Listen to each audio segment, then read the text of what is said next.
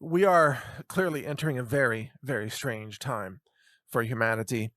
And the news I have for you here today is I don't even know where to begin. But okay, well, let's begin with the date. It's what is it? January 7th, Friday, 2021. And of course, I'm Mike Adams. Thank you for tuning into the Situation Update. I had a lot of notes for what I was going to cover today. Maybe we'll get to some of it, but then reality intrudes and all this other crazy stuff happens. So among the alt media slash freedom communities out there, the death of the sudden unexpected death of a woman named Kirsten W. Is the word of this is spreading like wildfire, and all I know, well, actually, I was emailed by one of her close friends, and I also saw Scott McKay's message, which I'll read some of that. But look, in case you don't know who Kirsten W is, and I never interviewed her, but I believe she's from Singapore, and she was way too young to die. She was in the hospital in California, and it's widely believed that she was murdered by the hospital. And Kirsten W, she would kind of hang out online with I don't know what are all the names. People like Simon Parks, I think, and I don't know, Michael Jaco, I believe, and so on. Basically, there's a group of individuals who are talking online about their belief that the white hats are in charge and Trump is coming back, and that all these arrests are happening in Gitmo, and so on. And that's fine. I'm not offering a commentary about whether all that's credible or not. All I'm saying is that those are the kind of people that Kirsten W would typically invite for interviews, and she would participate in interviews with kind of that circle of people. And Charlie Ward, I think, is another one. So Kirsten, I know for a while she was being interviewed by Scott McKay, but not recently. In fact, Scott said that he had not talked to her for many months. In any case, let me read you a little bit from an email from a friend of hers. I'm not going to give the friend's name, but her friend says, quote, "I don't believe she was sick enough to die on her own. She messaged me a couple of days ago from the hospital, and now she's gone. I'm beside myself and hoping that she just decided to duck out on the cabal, but that doesn't appear to be the case." And let me read you a message here from Scott McKay. And by the way, if even if you don't know who Kirsten W is, this applies because there's something going on here across the board that I'm going to get to. But listen to this from Scott McKay. He says, "I just got news tonight that Kirsten passed away today. Our intervention came a little bit too late." Said she'd been hospitalized in Camarillo, California, since December 30th. So I guess about a week. Scott says, "I've arranged for an attorney and another medical professional to visit her today to get eyes on the ICU and to see what I was dealing with to decide what I needed to do to possibly intervene in her case." And he says that Kirsten responded to his text at 4:38 a.m. That would have been yesterday morning. Shortly thereafter, one of the nurses had informed Susie Wong that Kirsten was terminal. I believe that is a lie because if she was terminal, she would not have been able to text me at 4:38 this morning. The text was incomplete, so apparently she was struggling, and so on and so forth. And then Scott McKay goes on to say that, basically he understands this is a war, that they are just killing people. The hospitals are killing people. It's hospital homicide. And that he says, for me, this is a game changer. There's going to be no quarter given to anybody in the medical industry. He says that I can drag into the open and spotlight so that everybody in our neighborhood and their circle of influence knows that they are participating in open murder. And he gives some other details, but he says that there's going to be an instigation action taken to push this in the direction where they finally decide to push back on you. He goes on.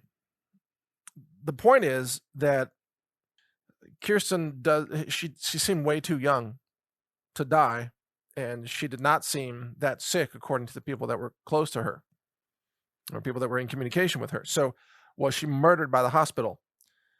Well, very likely that's the case.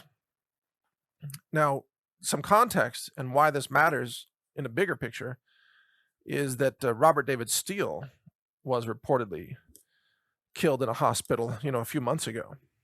Now, Robert David Steele was admittedly a CIA operative. He talked openly about that.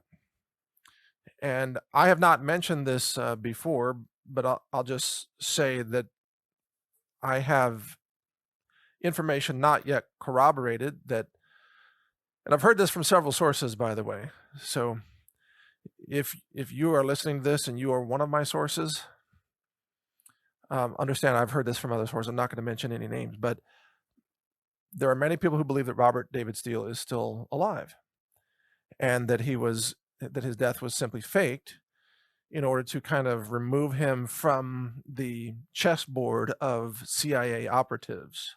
I mean, that's a belief that's out there. Okay, again, not corroborated, and I don't know if it's true or not. I was not in touch with Robert David Steele.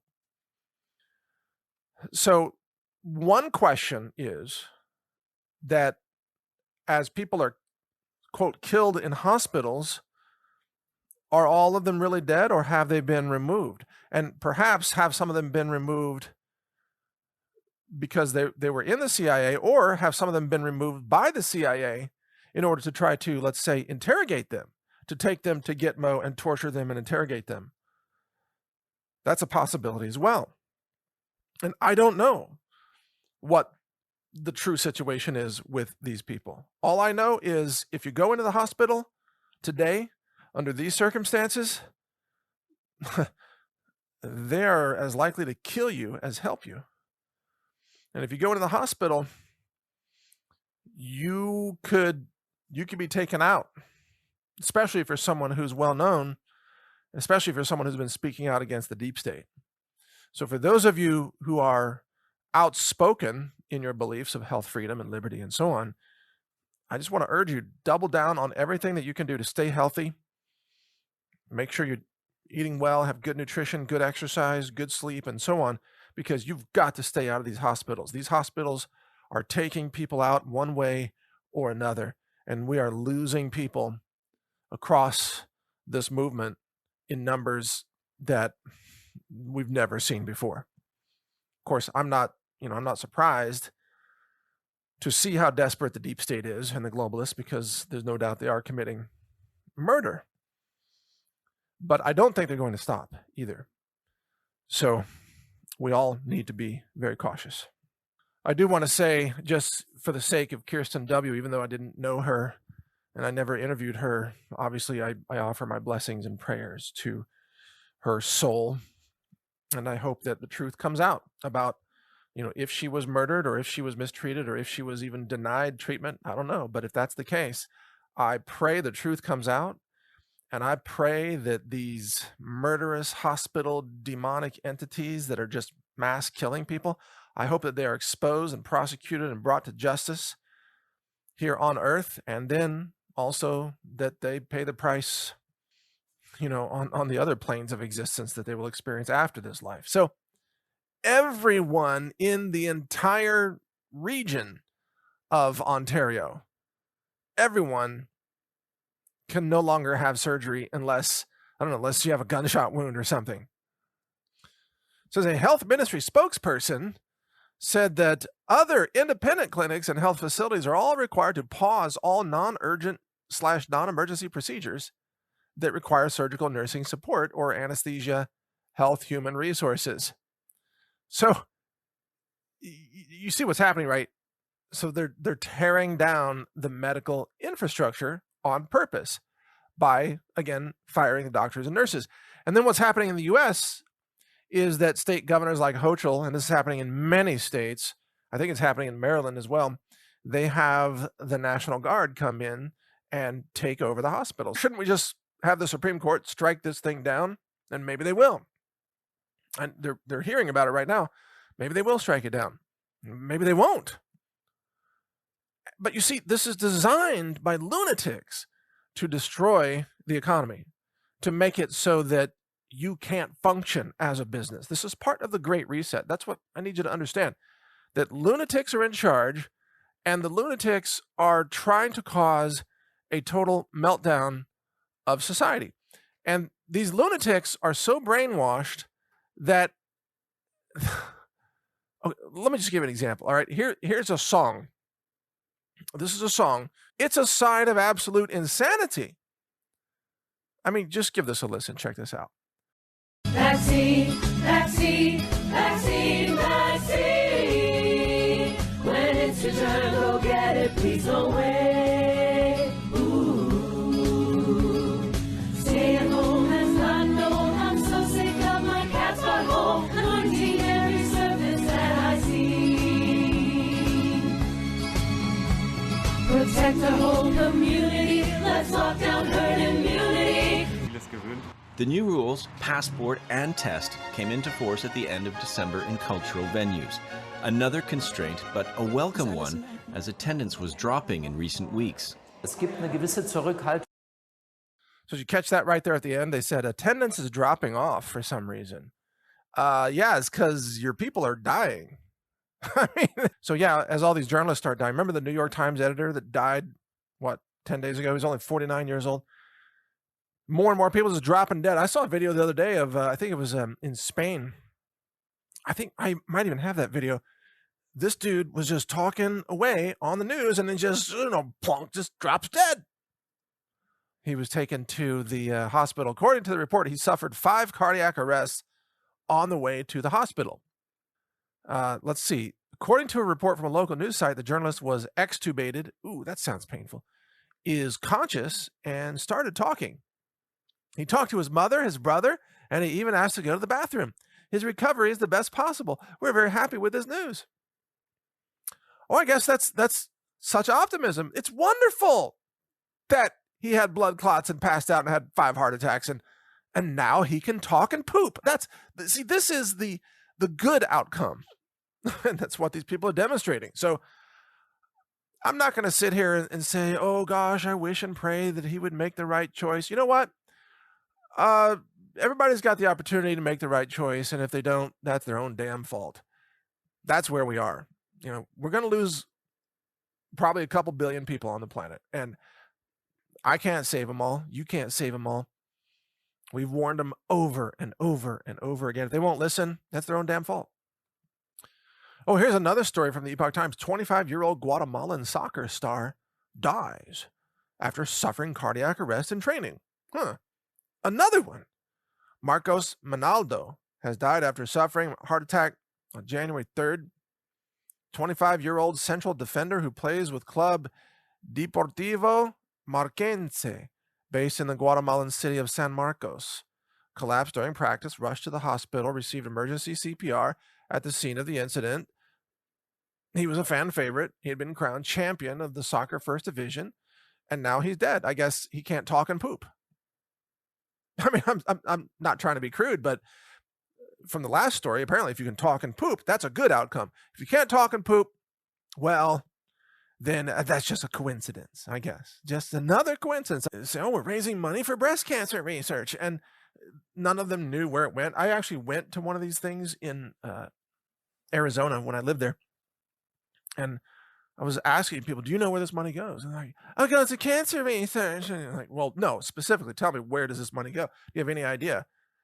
No, we don't know. It's just cancer research. And you want to sponsor me for walking? And no, not really, because you are a moron. You have no idea where this money is going. Turns out most of the money actually goes to the purchase of mobile mammography hardware that they put on these these truck rigs, and then roll them into black communities across America. They roll them into, Detroit or East St. Louis or wherever. And they'll use that to diagnose black women with breast cancer so they can funnel them into the hospitals for breast cancer surgery and chemotherapy that benefits financially the clinics and the oncologists and the hospitals. Is all a giant scam. And nowhere in this scam, so all these lunatics walking around for these pink ribbons and everything, you're raising money to poison black women and have their breasts cut off. That's what you're doing. And you don't even know it because, of course, you're an oblivious moron. But this And that was like 15 years ago. And now it's the same thing. So, oh, you got to be swabbed or jabbed. And they say they're about protecting life. Give me a break. Let me just give some advice to the March for Life people. The best way to stop babies from being killed is to, number one, stop killing babies. That should be at the top of your letterhead. It's kind of common sense. And you're interested in satellite phones. And I mentioned yesterday, oh, by the way, the website is sat123.com.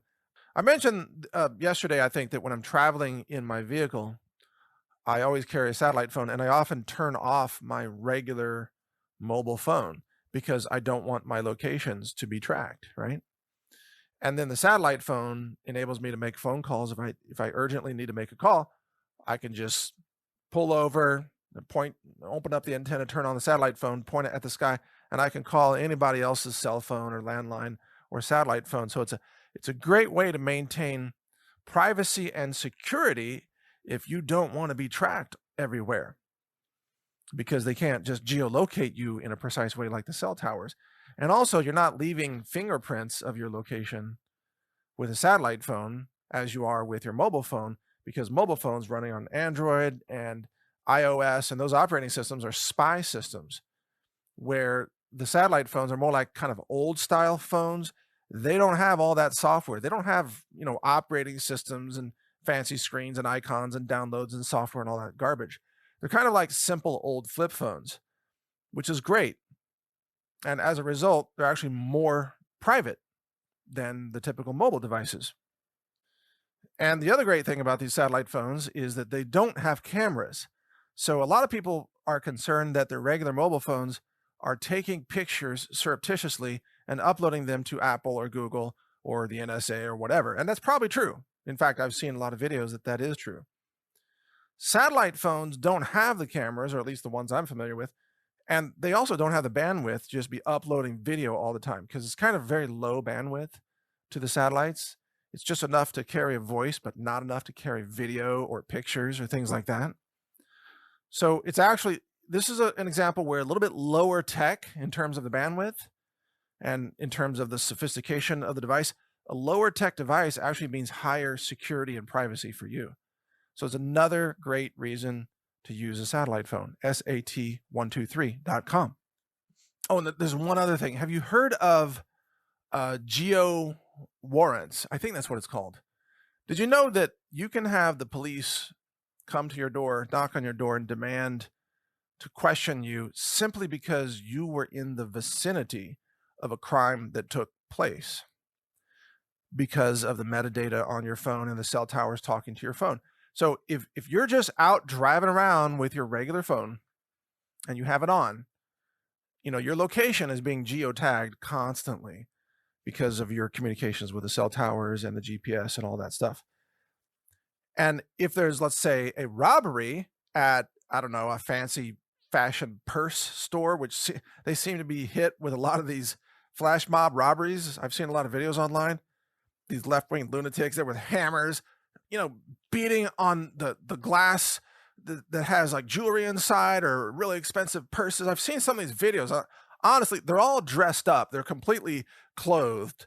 They're wearing hats and masks and everything. And with these hammers, they're weakling, like soy boy figures wielding these hammers. They look like monkeys with sticks, is what they look like to me. They're just beating and batting on the jewelry counters and stealing jewelry. It's so pathetic, whoever these people are. I have a feeling it's a bunch of left-wing soy boys is who's organizing this, but they really look pathetic. In any case, if you're nearby, the police are going to consider that you must have been involved by your vicinity, and they can issue a warrant to come to your home, even to search your home, to look for the stolen purses. You're like, what purses are you talking about? They might even ask you, sir, do you own a hammer? Yeah, I own hammers. Oh, you must be guilty. You own a hammer. There were hammers used in the crime. Well, not my hammers. I mean, it's a common tool. They're like, no. Only criminals own hammers. Come with us, that kind of thing. Well, if you don't want to be sucked into that geo warrant, don't drive around with your phone on. Turn it off and stick it in a Faraday bag. And there's a brand of those. One brand is called Mission Darkness. Have you heard of that company?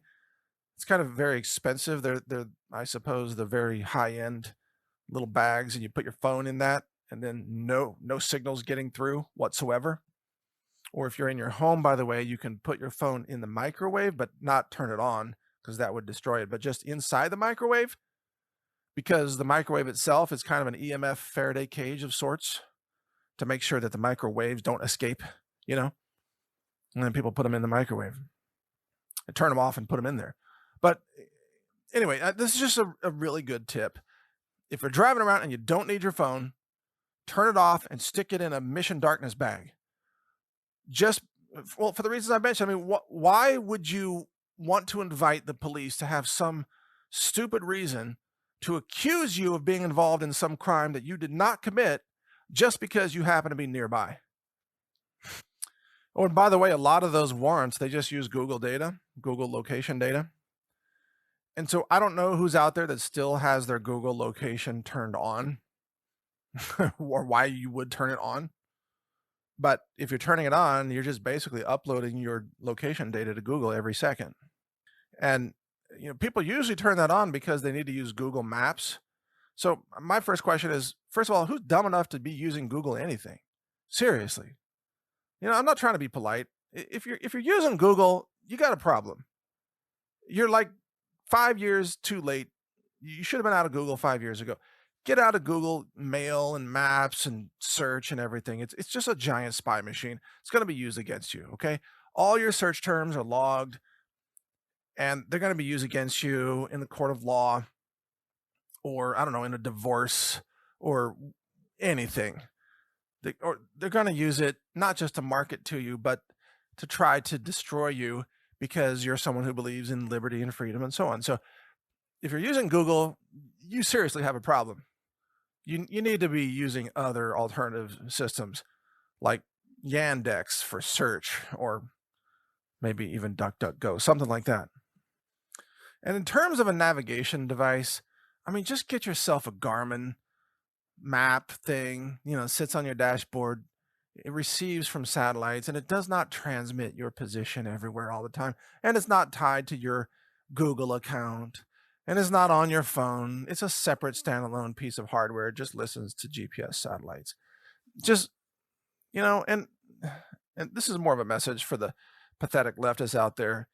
Like, learn which way is north. I mean, the sun comes up in the east, folks, every day, it turns out. And this has not changed, and it's not going to change unless there's a massive earth shift or something, and in which case you have bigger problems. But learn how to read a map. This younger crowd, when the cloud crashes, they're clueless. They're toast. They have no idea what to do or how to go anywhere.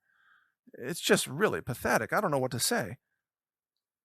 There are people who have, while paying attention to Google Maps, they've driven off of an unfinished overpass, and died, plunged 50 feet to the concrete below.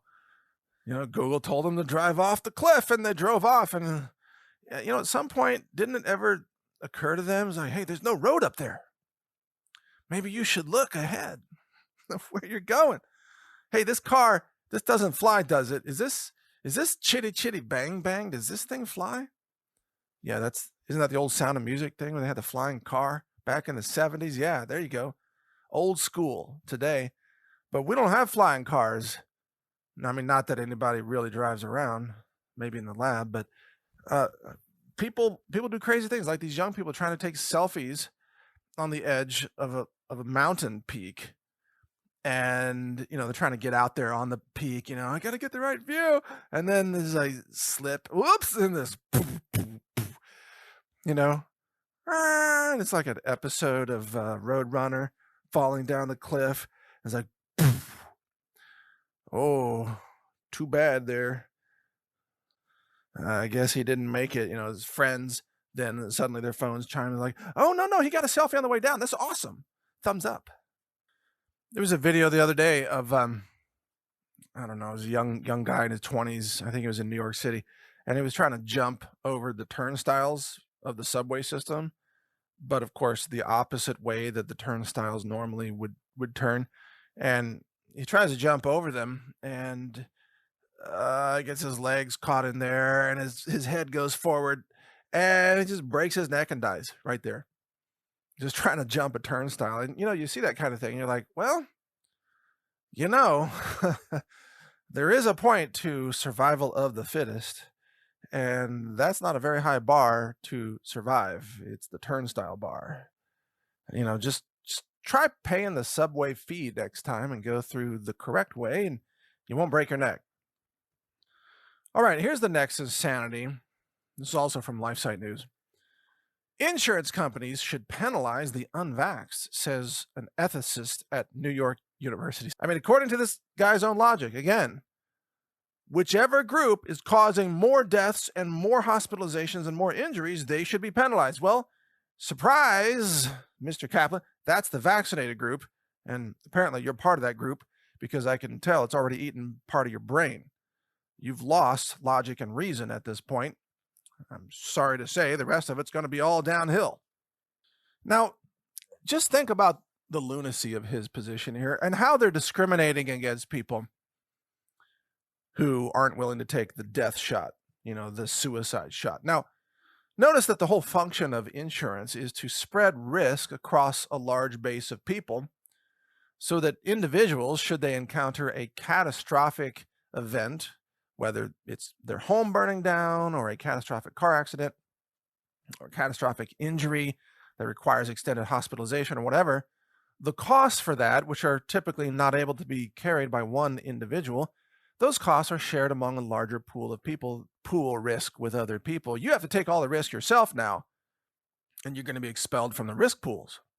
Well, the question is, why isn't Kaplan here talking about maybe higher health insurance rates for people who have, filthy sexual habits? How about that? How about, is he going to go out and say that,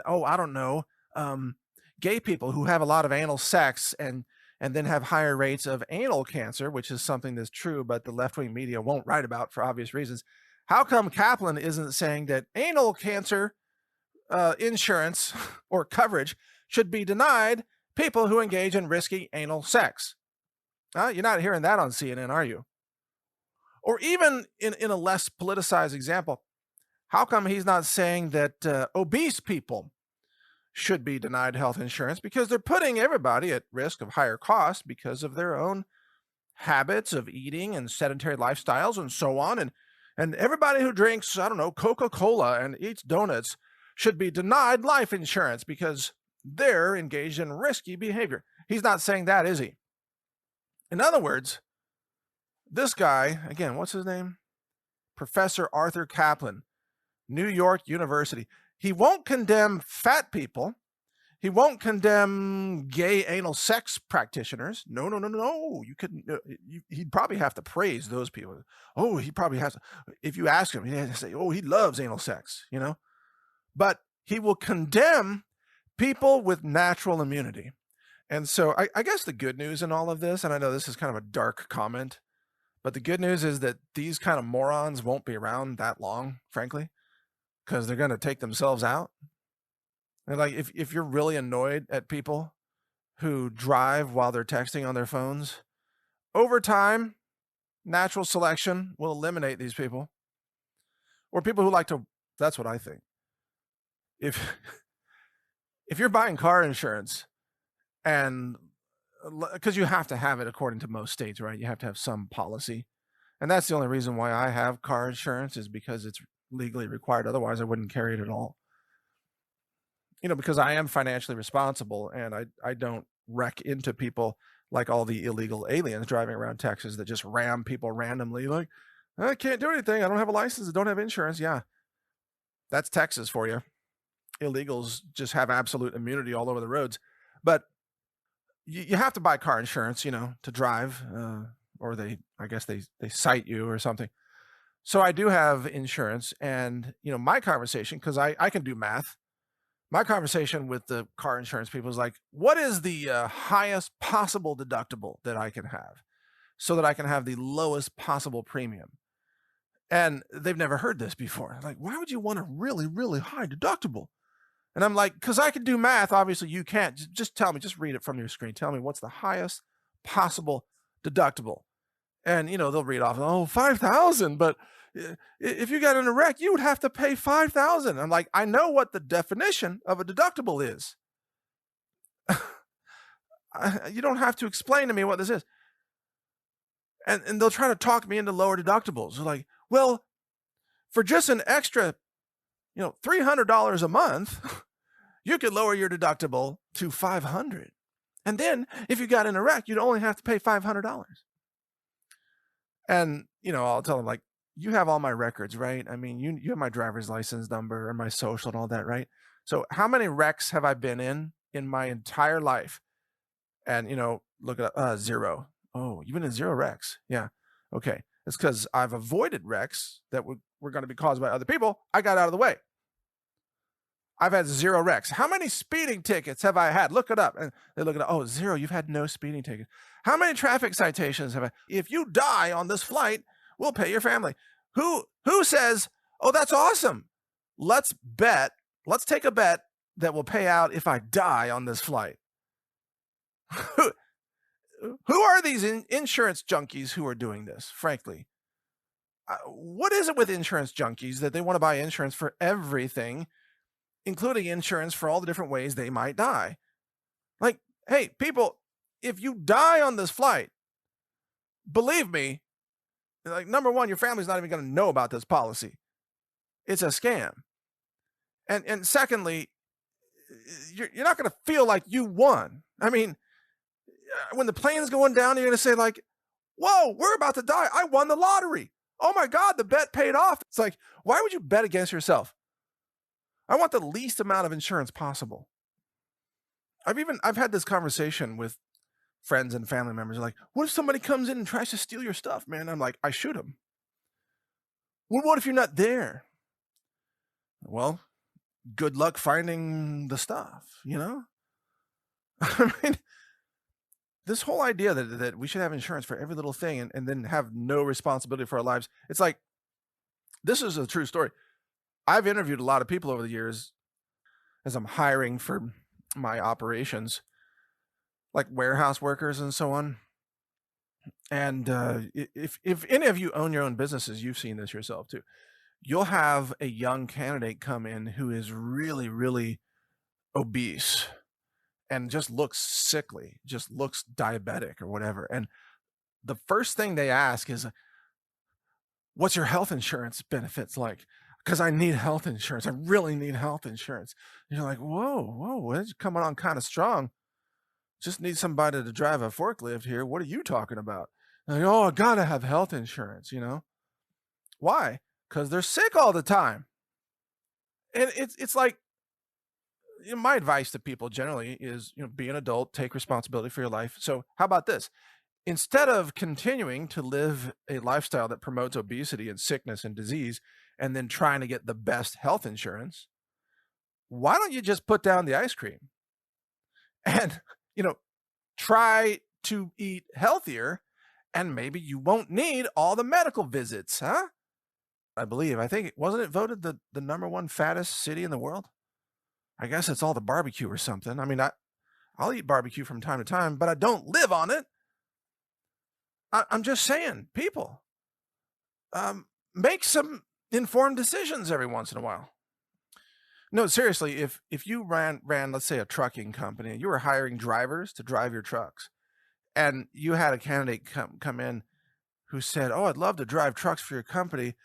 I really need great injury insurance, for like roadside assistance and injury insurance policies. I really need a lot of that. What do you have in that category?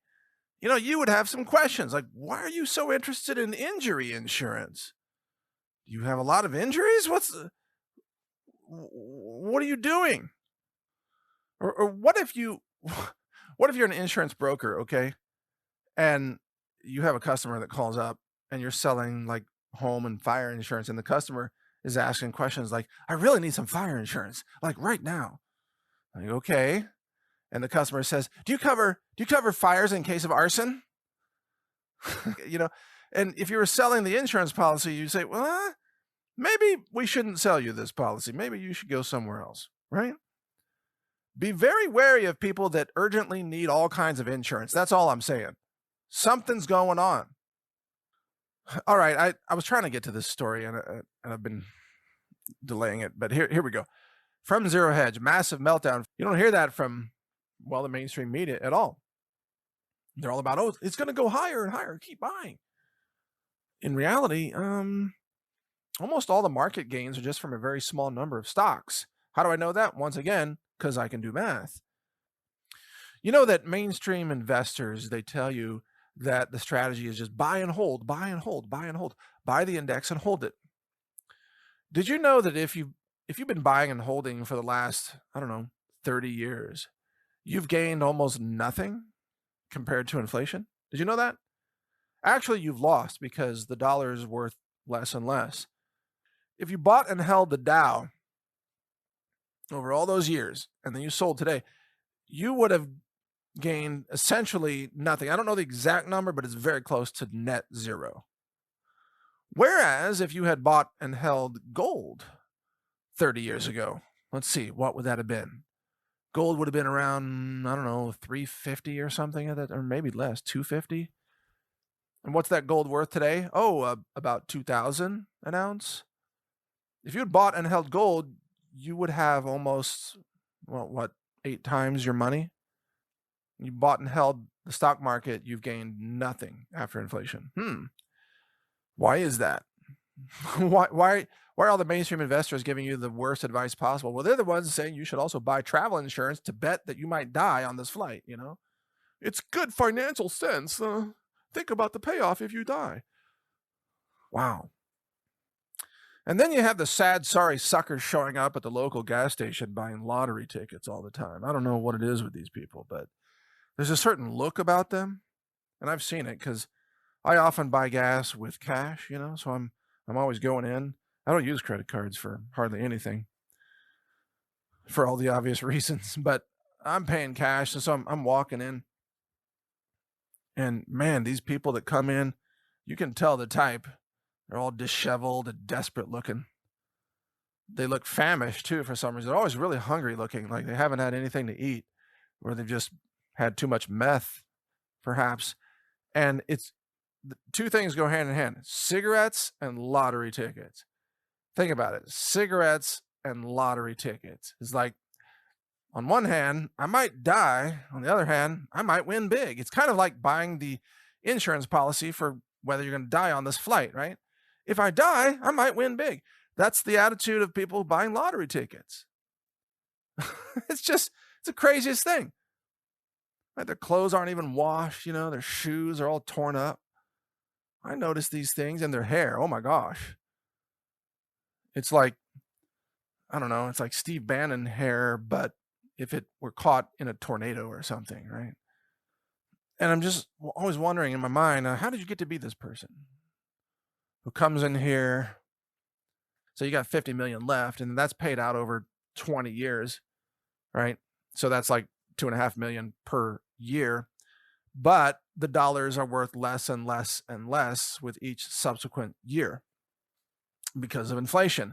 Well, is the lottery payout indexed to inflation? No, it isn't. So 20 years down the road, they're paying you off with dollars that are worthless.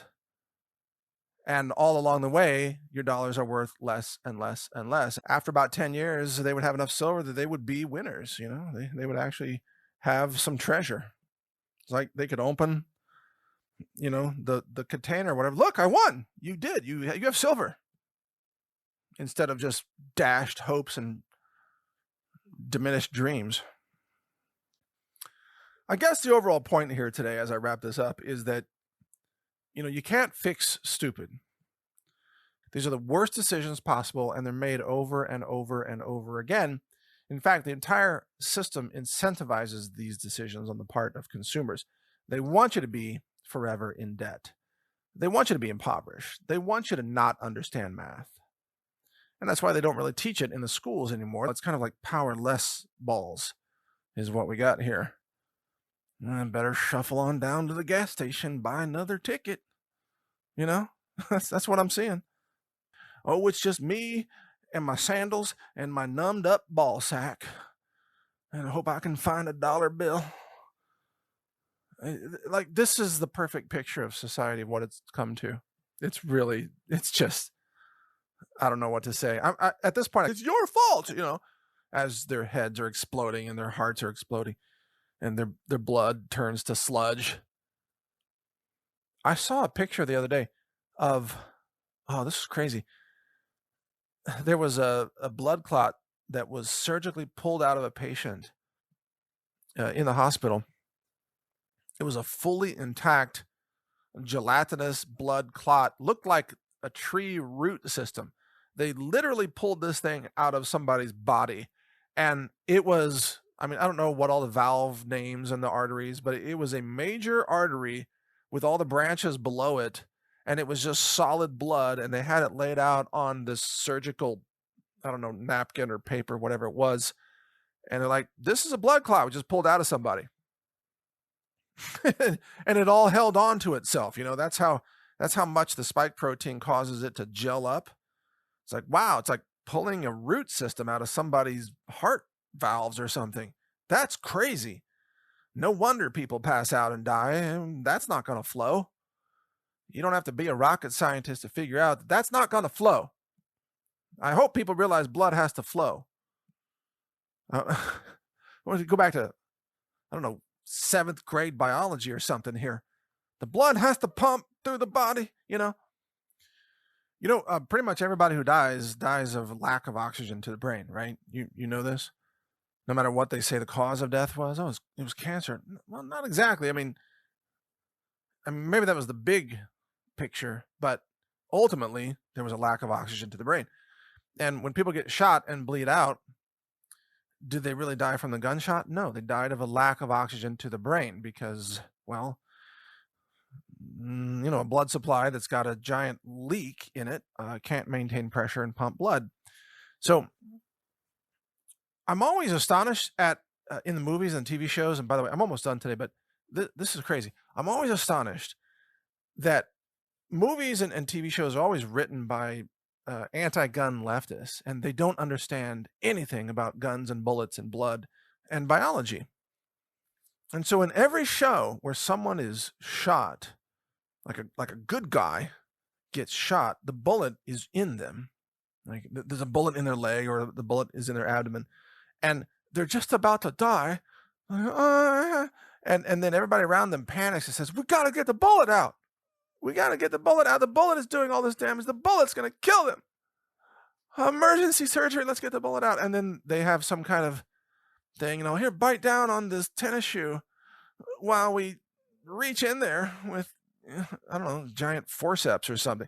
And then they reach into their leg and, there's blood all over the screen. And then they pull out the bullet, which is crazy because, usually these bullets go through people, by the way, especially the Full Metal Jacket rounds, just punch holes in people.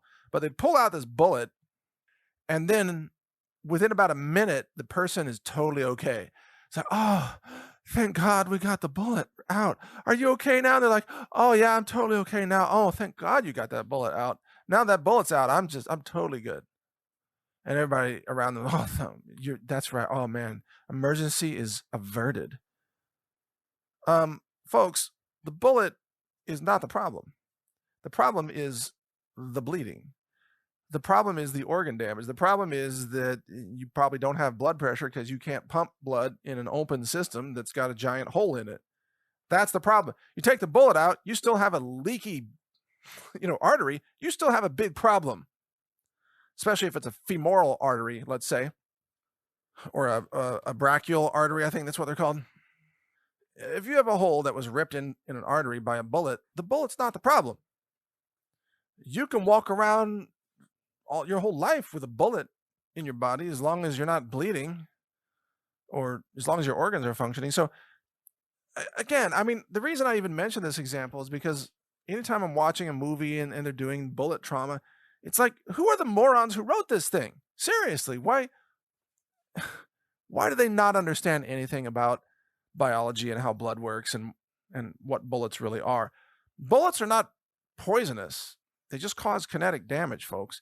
They just tear apart tissues and cause organ damage and basically shock. They turn organs into, well, tissue damaged jello from imparting kinetic energy through the tissue, which is why you have expanding tips for self-defense ammo or hunting ammo, because the expanding tip imparts more kinetic energy because that bullet stays in the body and it causes just shock waves of damage, whereas a full metal jacket bullet goes right through and just makes a little hole. And you ask any medic that's been on the battlefield in an actual war zone, and people get shot with AR-15s, 5.56 rounds all the time, and they're fine. They get a bullet hole through your calf, a bullet hole through your leg, a bullet hole through your torso, your shoulder. You just got a hole in you that's 5.56 millimeters in diameter. And granted, if it hits a spine, or a pelvis or something, or your skull, you're in bad shape. But if it's just hitting soft tissue, you can survive, and most people do survive 5.56 rounds on the battlefield. What you don't want to get hit with is a hunting round or a self-defense round that has an expanding tip, because that's going to start out as a little tiny hole in the entry part of the body, and then it's going to be a much bigger hole in the back. It's like, it started out 5 millimeters, and now it's like 8 inches. It's like, well, there's no bringing this guy back. But in the movies, if they just take the bullet out, everything's okay. I don't know, folks. It's a crazy world, and I may have to take some time off because I just can't deal with the rampant stupidity out there much longer. I don't know what I'm going to do. In any case, look, it's Friday. I hope you have a good weekend. Think about some of this stuff. Be smart. We are in a crazy world. We've got to be able to navigate it. And we're surrounded by morons and lunatics and demonic individuals that are all trying to kill everybody. So you got to be on your toes here. You got to stand your ground. So I'll be back with you Monday. Have a good weekend. Might have some special reports posted over the weekend. So keep checking the channel, Brighteon.com.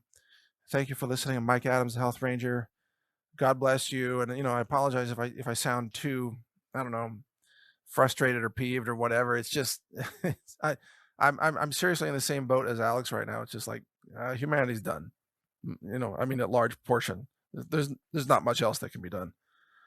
People are just too stupid to save themselves, You see it too. I'm sure you do. All right. We'll talk to you again soon. Nevertheless, despite what I said today, I hope you have a great weekend and stay prepared. Take care.